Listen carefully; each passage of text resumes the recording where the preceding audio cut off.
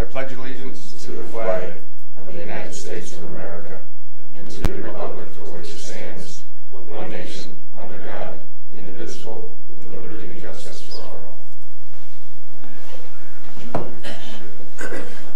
the idea first. LBC. Introduce Nikki.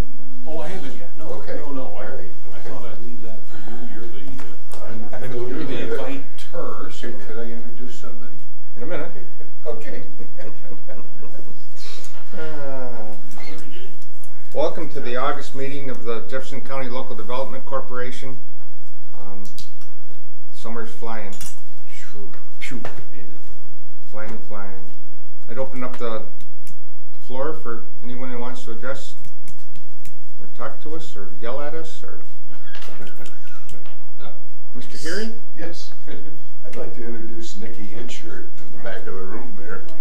She's an attorney that just joined the Metter firm. I think some of you know her mother, but she's even better than her mother, but she hasn't passed really. She's going to be a very, very good addition to our community. Her dad's a good guy too. He's alright. He's alright.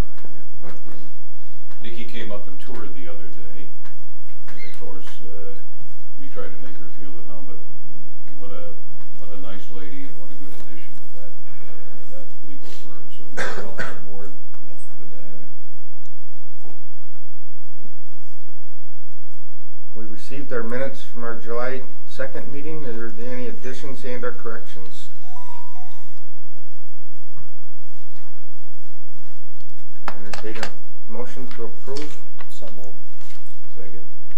All in favor, aye. Aye. Opposed?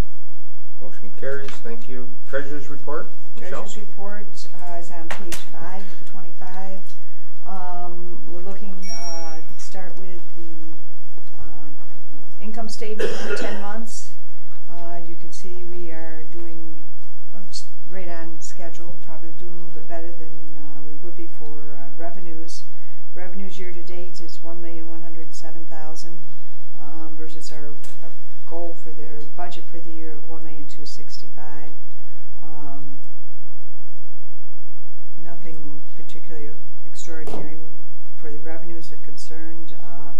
Expenses, there's a few things where we've overspent, but there's an awful lot of them where we've underspent year to date, so it looks like we will probably come in under budget for the expenses. You can see the expenses year to date of $683,000 versus a budget of $1,261,000. And our expenses are, you can see last month were $96,000 for the month, so we probably will come in well under budget, which means that our income over expenditures at this point is $421,000 year to date. 2 months to go. Here, the next schedule is where Lyle breaks out our marketing expenses, showing how much has been spent versus what we have set aside for it. And you can see again we're probably a little under budget on that too, at $193,000 with a budget of $262,000. We only have 2 months to go. Ag, however, manufacturing is the next one, and we have we've spent less than half of that budget also at this point. We've got the training that's going on that's going to be using that next couple months. Is that true? Is that? Yeah, we've only spent $7,800 on the workplace training. I'm sure there'll be more programs scheduled Before the end of the fiscal year? Yeah, part of that would have been for the career jam event that we do down at the fairgrounds. That postponed until May now because of the construction going on down there. So. Okay. So we probably won't. But there is more in the pipeline. There'll be more before in the next couple months. And then ag, on the other hand, we're going to spend all the we have set aside for budget on that, and a little bit more. But that's we're aware of that. We knew that up front because of the salary and the overhead and so on that goes with that. So. Next is the balance sheet. You can see that we have a considerable amount in our savings accounts, general checking and the general savings, $2 million 2 between the two of them, and then we have money in our revolving loan fund of $800,000 there. Total assets total $4.8 million, and our liabilities is just under $200,000. So we have and we're showing a net income of $421 in there. So our total capital is $4.6 million. These are receivables, or these are the loans that we have outstanding at this point in time. And what else we got here? And then cash. Michelle, if I could comment on receivables. Yes. Floral tissue is still in arrears badly. I am going to recommend that we write that off at the end of this year. I'd like to not write it off until I get a clean set of statements for September, the year end, and then I'll write it off. It would distort it. So at our next meeting we'll be wanting to write it off, or you? I just need permission. Permission. You want us to give you permission to do that now? Yes, at year end. Okay. Do you want to do that motion? Sure, why don't you? Make a motion that we write off at year end, write off floral tissue. Do I have a second? I'll second. Any discussions or questions on that? Are we doing anything for recovery at all? Or? Well, we will be talking to Mr. Here, I believe. Well, the bank probably, has the bank already foreclosed? The bank, I don't believe it is at this point. They got to be I think they started foreclosure action, but I don't think they've funneled through yet. okay. They did that quite a while ago. They did that probably 6 months ago. And we probably. Who stopped it? The bank. And how about the equipment? Have they taken the equipment? No. I mean, they're not. The equipment is all there, missing one piece. And we're pursuing that. Okay. But then the bank has the first lien on all that too, right? They have building, not the equipment. No, they don't. We have all the equipment. Oh, really? Okay. What's the piece that's missing? Probably the biggest one, of course. Oh, that's hard to get out of there. That's a tough one. Get out of there, Ed. It's one of the converting machines was apparently taken out of the building, and we're not sure converted to cash or something, but Okay. it's missing. Okay. Do we have a value on those assets? Yeah, it was in this. Yeah. Does it, Do we have any does it come recourse? close to their obligation or not? If we're In all on the honesty, market? Scott, probably not. Used equipment, particularly in that area, is pennies on a dollar. In all honesty, So what we're looking at for recovery here? Just ballpark, I'm not holding anybody to it. well, I hesitate to say, and the only reason I say that is because I don't know what equipment value is, and we have, of course, other lenders involved, other local public agencies who are secured by the asset, by the equipment. It's going to be small. Worst case scenario is probably scrap price. Yeah. Well, but isn't the plant, I kind of look at this failure as still there's opportunity in the future. I look at it like a good restaurant gone bad. Once it goes through bankruptcy and everybody takes the first hit, then someone else can come in and pick it up for 50 cents on the dollar. It's good shopping at that point. And guess what? The business can be successful. To me, that same scenario applies to that paper mill and a secondary market, a niche market with maybe the existing equipment there at 20 cents or 30 cents on the dollar. There's an opportunity to resell it and maybe keep the thing going in a smaller niche market somewhere. Is it? I don't know. I think that's quite right. The thing, at least in my opinion, is the concept, the business plan was okay. The execution was terrible. And I think others may look at this and say that the prospects for customers remain, and it's reasonably strong. But you have to know what you're doing when you start operating that business, and apparently they did not. And they quickly ate through their cash, and when you have no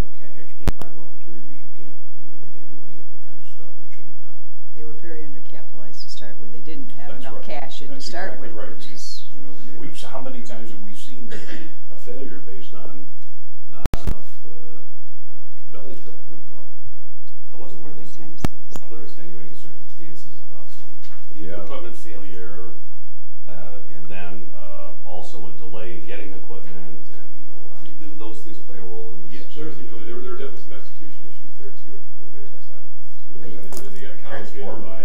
Transformers go up, yeah. Yeah. Well, it's a combination of errors that contribute to failure. And in my opinion, execution is the worst, but there were other things that came on: transformer blowing up, piece of equipment not functioning, couldn't find parts for it, that kind of stuff. And all those delays, eat into your prospects. But Did they ever manufacture paper there? yeah. So Yeah, that the they machine did actually- use, the new machine got actually used. sold. It was a new machine, but. They're converting machine. They didn't make paper, but they were They're converting. converting. They never would etch installed paper machine in. Is it shut down? Is it locked up? Yeah. Yeah. The old owners are maintaining it now to try to maintain it as an asset to the extent that it's possible. Do we have anything going with Metro? Is there any Possible linkage there? collaboration here that would help them? I know they've been approached, Scott. I don't know that they expressed any interest. It's a good thought, probably worth following up. There is an effort on the part of some group to try to market the facility. They see It's gotta fail, first. I hate to admit it, but from my perspective, when you look at the marketability of that facility to someone else or its neighbor, it's only gonna happen after, guess what? The bank is foreclosed and we've written off, and then it's like, here's a bare building, does anybody want it?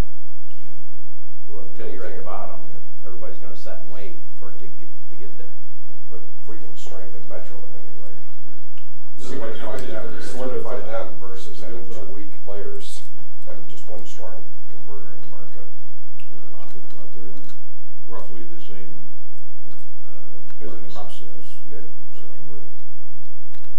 Do we have recourse against the owners, or because they're Canadian, it was really not worth it? Well, we had Americans, didn't we have something? We're looking very carefully at this whole picture. Jim has been working on it. Dave and Jim have been, pushing recently, and there has been some activity. We've had a couple of groups looking at this facility. No promises. All we know is that they're looking, and we'll see what happens.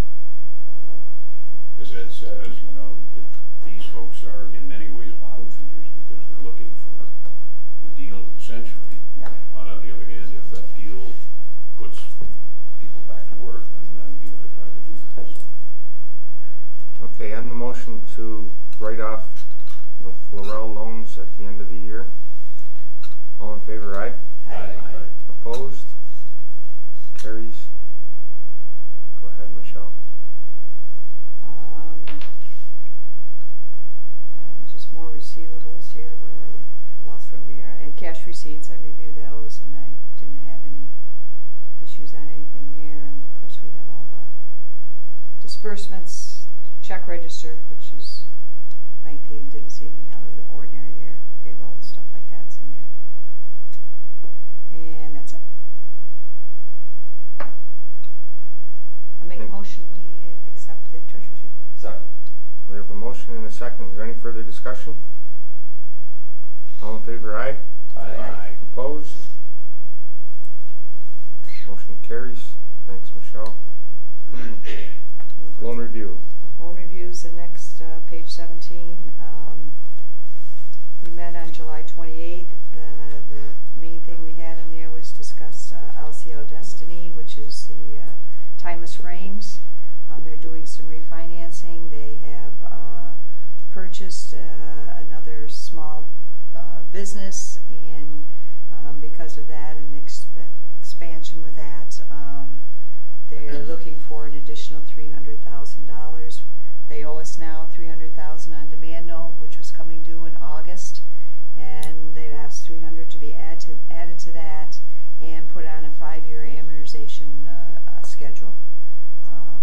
And after listening to them and reviewing all the financials and so on, the loan committee is making a recommendation that we approve the $600,000 loan. Which bank do they work with? They're working with M&T.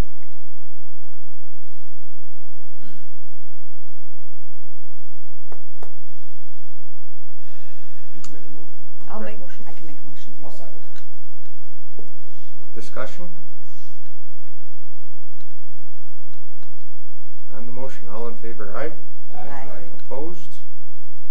Motion carries. Thank you. And I should, for the record, state that's resolution number 0806-2015-01. Oh, yeah. Sure now. Well, you know, Close. That's the motion I made. that's the motion on the resolution. Just in here. I think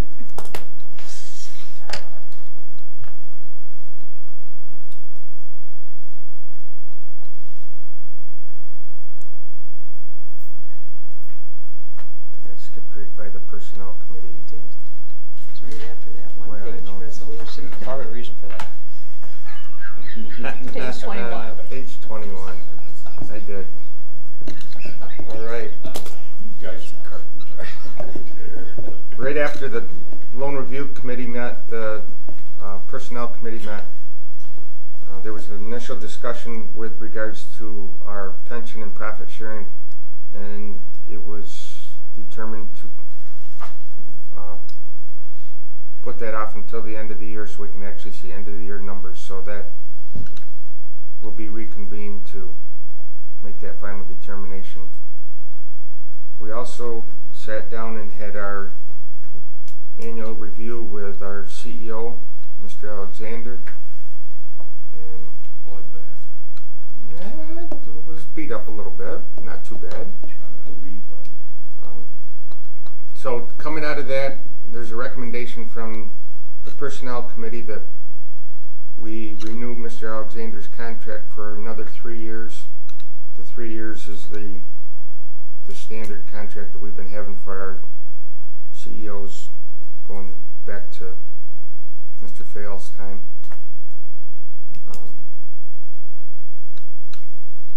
So I would look for a motion to renew that agreement. So No? You left last week. Yes, I'd like to know if he fulfilled his obligation for taking some vacation time. He will this time. Sure, that was a good day. Sure. Not completely. Right, Don? And he did get an earful on that one too. Yes, sir. You always have to get some time away and downtime and rejuvenate the brain cells.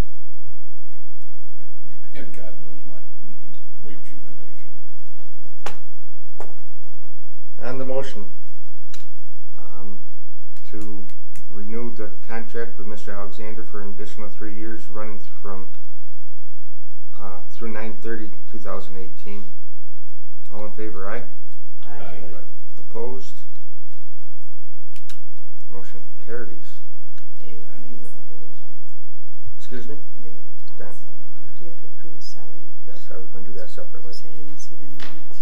No, it wasn't put in the minutes. We also discussed salary for the upcoming year, and the personnel committee has made a recommendation of 2% increase for the upcoming year.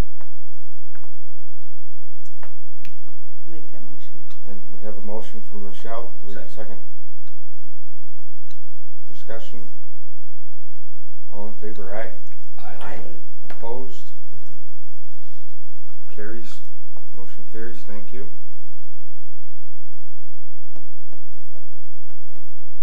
I know that was hard, Don, but we got you through it. Yeah, yes, it was. It's pretty tense over here. Any other unfinished business? A couple of quick things, because I know you're pressed for time, but I wanted to mention a couple of things that the agency is deeply involved in. One is this meat processing facility, and there's some issues, not issues, some things I want to make you aware of. And the other is the Entico microgrid project. So let me just take the first meat processing facility without going into huge detail, again because of time and largely because Jay is not here. Jay is carrying the ball, although Dave and Marshall are very deeply involved. We have a application, the CFA application, into the state for financial support for this. The meat processing facility is moving along, I think, superbly. The reaction to the proposal, which is just over $20 million initial first phase, has been really amazingly positive. We're pretty convinced now that this will be a project that you will see developed, and it has significant implications across the region insofar as the agricultural community is concerned. And again, at some point in time you will get a full brief, but in the interest of time and so on, I won't give that to you now. But I will tell you that there is a couple of things coming up you may want to put on your calendar. On Wednesday the 12th, next week, next Wednesday at noon, we plan an informational meeting for the corporate park owners and the operators. We'll be doing a complete brief for them here, so that they're aware of what it is that we're proposing to do, and obviously they have a vested interest. It is their park in which this will be located. This is informal, by the way. This is not a board meeting or anything like that, and I don't anticipate a lot of board members. This is simply an informational opportunity for them, and it's hoped to be private, and so that they can beat me up with respect to any questions they may have. Then on the 18th of August, on Tuesday at 7 o'clock, the town of Watertown will hold a very open, very public informational meeting. We'll be doing some presentations, and it is thought at that point in time we'll be able to explain all of the implications of the project.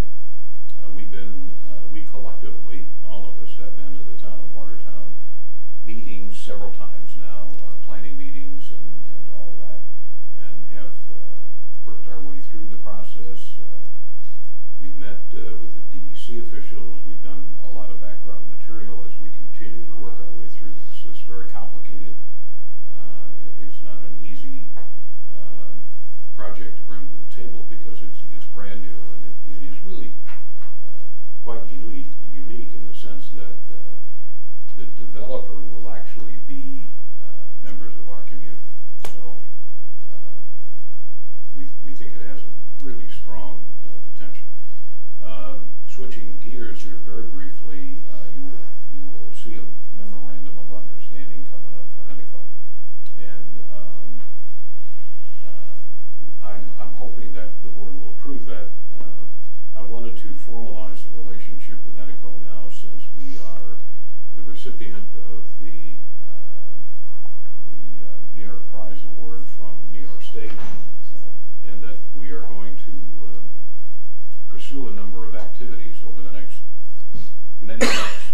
Where exactly all of this will end up, I'm not sure. I do know that we're making steady progress, and you saw I handed out a report this morning that was from late June. Actually, we got it late July. So we're making steady progress. Entico is in here every Tuesday now, and we're going to be planning another dates for whatever your interest may be. We have a breakfast meeting planned for the partners, as we're describing the people who will take advantage of the microgrid, on September 15th at 8:30. At a place to be yet identified.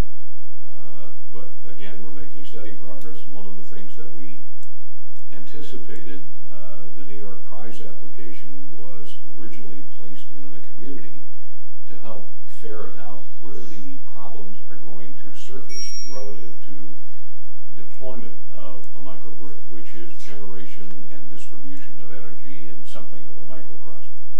And we are, as you might expect, since we're about the first one in the state doing this, we are running into some issues which have to be resolved. So we're kind of plodding along, and we're working through a number of issues having to do with tariffs, having to do with utility infrastructure, how it plays out, and all this stuff. But we're really, really positive about this. Right now, we're talking about the corporate park, the college, and some of those types of entities. Later on, we anticipate taking the microgrid concept to the new air park at the county. And again, we'll get into that. The other piece is that we're working closely with Booz Allen Hamilton on the second microgrid project, and this is focusing in the village of Carthage and West Carthage.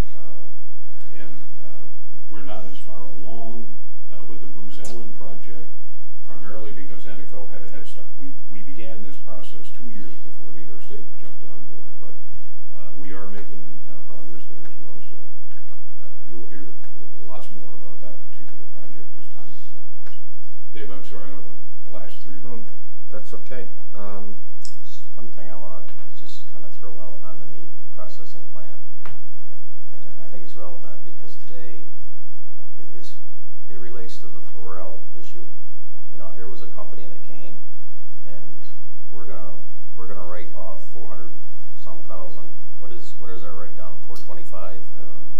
Ours is 350 on the IDA and 250 plus All right. 91. So we're at $500,000, call it give or take. And we recognize the failure of that business was it was undercapitalized, not so much in what it was building in the manufacturing side, but it was in the operations side. And I just think we need to make absolutely sure we've done our homework in the same area as it relates to the meat processing plant. $20 million to build it, $10 million the year after, that's a $30 million investment just in infrastructure. You could very well eat up, I would surmise, another $10 million easily just in operating cost, inventory, carrying inventories, accounts receivable, bad debts, all of that. And is that component being completely analyzed with the meat processing facility? We as an entity need to do our homework and make sure that we're covered on that side, and it's going to involve a lot more money than the $20 million. Yeah. We agree, Ed, and that's why we're moving a little bit more cautiously on this. And I think we've employed the best brains that we can find to help do some analyzing, not just local brains either. You know, we're calling in experts from all over the place. And the easy part is to build it. The logistics are there. The market the logistics between here's the supply and here's the market. It's all there. Yeah. But it's how do you break through all that to connect the two? You know, I'm running into that with the artisan cheese. You know, the easy part's to build it, and now we got a product. Now we got to go to market. Absolutely. And it's like here are the hurdles that are now in front of us, and it involves a ton more cash than just building it. As we're working on this, as they're still trying to determine what the infrastructure will be and who will be involved in the investment part of it, we are working through that. One is looking at trying to develop what would be the operational plan for the facility and outlining a lot of that type of stuff.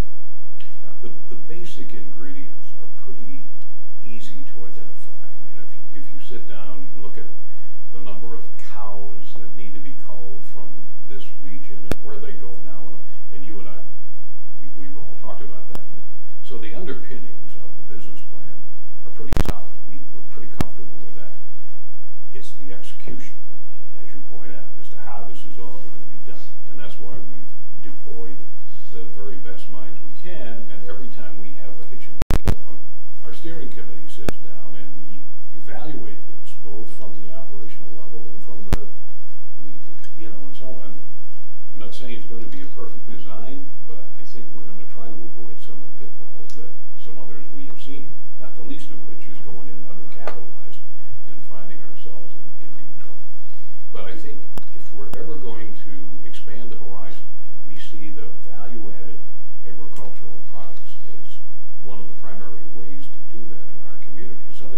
control over it. We're going to have to, as a community, we'll have to take some risks. We think the risks here are minor compared to what could happen because of the experts that we're using. So that, you know, some of the guys that sit at this table, you know personally. I mean, they're and by the way, they may be the toughest critics about whatever it is that we're proposing, as you can find. Nobody is rubber stamping this idea. Well, we did the rollout, and I think we had some good constructive criticism of concerns out there that need to be addressed, and we need to work toward addressing those. Well, we've changed 2 or 3 times mid-course corrections as we worked our way through this. We're still trying to best identify what the corporate structure will look like. You know, will it be an LLC? Will it be a C corp? Will it be that kind of stuff? We're working through the tax implications because there are significant tax implications to potential investors. Variety of the competitive environment. You know, can we lock up our raw material essentially?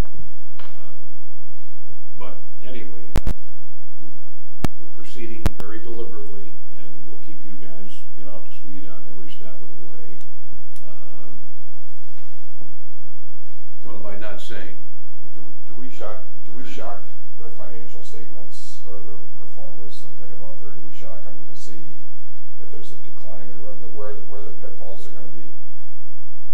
For example, on the bank board, we shock our financial statements with interest rate changes, so we know if there's a 1%, 2% decline in interest rate or increase, we know what our financial statement's going to look like.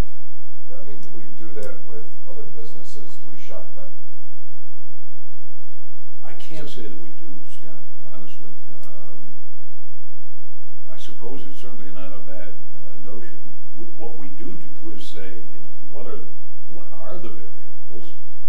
We don't normally be formal about it. We try to look at, when we do an investigation of a business, when they bring it in here, we try to sit and say, okay, what are the issues that they might face? And of course, in business today, they can be few or hundreds. You know, I don't know, Lyle, you want to, overstating that? I mean, we try to evaluate those kinds of things. You do your best, but who knows? A good example is there's a Little Sisters Inn Carthage. You do your best to do it, but kind of goes to hell. Well, the difference for and the meat packing, I have no idea. I know, he's told us so. The difference, Scott, in my opinion, is that, you know, we're in the business of taking risk, kind of, and so we do this evaluation, and yet sometimes we think that we have to be careful of introducing too many negative criteria because it would never get off the ground. So it's a balance between, you know, trying to sort through what might happen and yet try to stimulate job growth. So, and this is what you guys do. Tough call. Many cases, the stuff we bring to you as a board would never get to step 1 in the bank. It just, as you well know, it just wouldn't get there. The missions are different. The missions are different, and but in this case, if we crack this, and it's a very worthwhile project, I completely support it. But I don't want to see it go bad either. This project will end up in the bullseye screen of all the majors, Taylor Packing, Meyer, all the big ones that are supplying the whole system. Yeah. Yep, absolutely. And they'll view it as a threat because you get a bunch of these small size. I mean, the logistics are so right, and they can't deal with it. They're going to either want to acquire it or squash it, and that's the pitfall. That once we're up and operational, that you better have your ducks in a row and not fall into that abyss. Yeah, part of the strategy here too is to have the facilities large enough to be significant, make a big impact, but not so large that it becomes that threat to them. So we're kind of just under the radar in terms of 200 cow facility a day is a threat to them, let me tell you.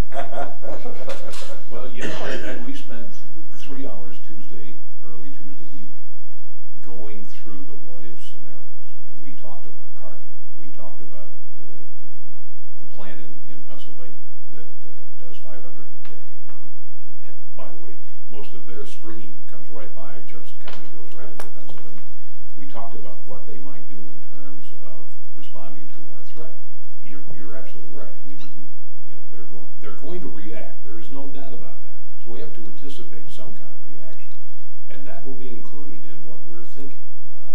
And that's why locking up, if you will, our raw material, which is called dairy cows, is important to do that going in. And you do that, at least by, in our view, by spreading ownership amongst the people who can, in the community, benefit from this activity, which was both getting their dairy cows culled, which they need to do, and yet having an investment which at the end of the day should generate some small return on their investment. So, but you're right, you're absolutely right. So I say 3 hours we went through a list of the people who process meat, where they are in the marketplace, what their intention to do is, and that kind of stuff. And doesn't mean we're going to get all the answers, but it's a question we have to address. Yeah. To me, the real challenge in that business is locking up the retail side of it, having that big brother. The value added. That you have a contract in hand that is rock solid. You know, farmers were great for supporting something like this, but then when you have to have a meeting and say, listen guys, we've all got to put in you know, $2 million, and can you accept an IOU for 60 days on all your raw materials going in, then everybody scatters like flies and says that's not part of the deal. And before, I always got a check at 12 hours later, the check was in the mail. Now you want me to sit on and finance this business for 60, 90 days on accounts payable, then watch out, you don't want to be in that position. And it's happened. Oh, and will happen again, undoubtedly. That's part of why the think tank that is developing this is largely composed of farmers or, you know, large agricultural folks who have had that experience, so that we can get their feedback. You know, how do they view this as a startup business? Much different than buying an existing business and trying to improve its. This is going to be one of our biggest projects, is it not? It is, yeah. And it's something of a test, frankly. And the reason I so strongly support it is that if, as a community, we don't attempt something fairly unique and something which we think has native aspects to it, we're probably not going to grow this community very much. We're probably going to just continue to wallow along and hope to hell that sequestration does not kill Fort Drum in some form or fashion. We have got to diversify this economy, and I admit to you all, it is a risk. There is no doubt about it. Anything we do is a risk. So I'm hoping that you will all help me evaluate the risk and say, yes, it's worth taking, or no, you better get the hell off the train because it's going to crash. Isn't one of the unique characteristics of this proposed project the fact that the stakeholders, the people who have the greatest interest in this process, are also going to have skin in the game, so to speak? Absolutely. So it's not as though they're outsiders coming in with this grandiose idea. These are people that are already here, they're already in the industry, they're already involved with the supply side of this process, and they're going to have say a vested interest in the way this thing operates. So that may overcome some of those concerns as opposed to if it were totally outsiders coming in. So they are, the interest already is among the local people that are involved in this industry to bring this forward. Instead of just a business idea coming to us, in this case, we're actually working with them to develop, flesh it out, and develop it further. So you've got, as you said, the people that want it to be here. You've got some people interested in actually being investors in it, and we've got folks from the Small Business Development Center helping to vet the pro formas, develop those further. We've got an extension expert in the meat industry consulting with us as well, providing some technical assistance on developing the marketing and the overall business plan. Well, we got to get on the other side of the table is the customers. Yeah. We got to have the customers. Right, and the true test is to measure their commitment, not just on the front end, but if things are starting to go south. You know, or if, you know, if they entered troubled waters, you know, and how you can get a litmus test on their commitment beyond the conceptual stage and into the reality stage of, okay, we're in troubled waters. Truly, how are you committed to this project? Marshall, do you have some input? I just wanted to touch on the operations thing real quickly. You know, yes, 60 jobs are so key, but there's a handful of them that are critical to the project. And yes, we hope that those people can be located, and we hope that they're residing in Watertown right now. But we're willing to go for a national search for those key pieces, and also two other things, I guess. There is a significant reserve built into the model, and as far as the shocking of the business, the cost of goods sold model, which would have all the changes. Yes, we have performance and stuff, but as far as the inputs to the cows and you know, the price per pound and all that stuff, that's really kind of a yet to be developed side of that, which is a critical piece for interest rates and all that. And don't forget it's value added. It's like a commodity. Yeah. So you can't forecast necessarily accurately commodity prices. And that's why you got to shock it. That's precisely why you got to shock. You got to shock your cost. You Your gotta cost. give your do that highs in and the business lows. plan. That's right. Exactly. We can do that So in you our know what to business plan. expect. The thing is, I would suggest here, we're making sausage here, and it's not very pretty when we do it. We don't have, nothing has been completely I thought it was flushed out. hamburger. I'm sorry, little pun intended. I thought it was hamburger. It's making hamburger, so. I prefer Polish. Okay. So, you know, we haven't fleshed out all the Sure. concerns. We know them. You're absolutely right. We've got to make damn sure that this plan will support it. And we'll get there. But I wanted to give you those dates and so on. Okay. Let's move along. I would just say though that from circles I revolve around, it's a big topic. Yeah. People are talking. It's It's a very big deal. Because the future, honest to God, Ed, in so many ways, if we can make this work, there are others right behind it that will also work. We have a memorandum of understanding. This is what would be with Entico. I'm not going to read the whole thing, but as everyone remembers that we applied for and received a $100,000 grant from NYSERDA, and this memorandum is basically states that we're going to work with Entico in pursuing this project, correct? Correct. It just formalizes something that we've been doing informally, I suppose, for a bit. Entertain a motion? Second? Second. All in favor, aye? Aye. Opposed? Motion carries. Thank you. One other point, Dave, if I may, and I'll shut up. But, I've asked John Day and the folks from Entico to come in at the September board meeting and give us a full update on Okay. what's going on, so that we can have a better idea and answer questions or ask questions. I noticed in the news today, not today, but current news, everybody is working on smart grid technology. All around the state. Yeah. And you guys were 2 years ahead of it.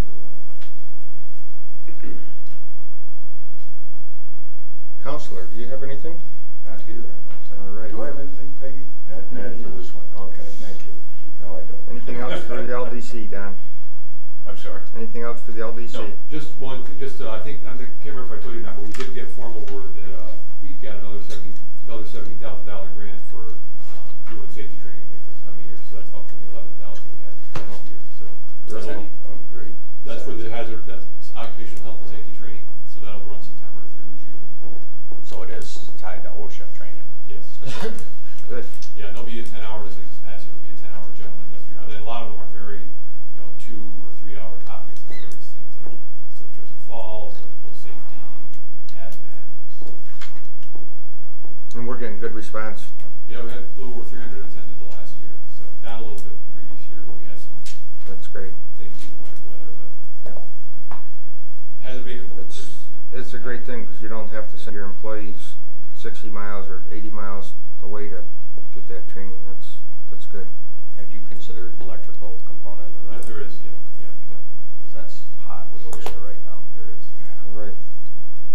entertain a motion to adjourn the LDC monthly meeting. Some of All in favor, aye? I Opposed?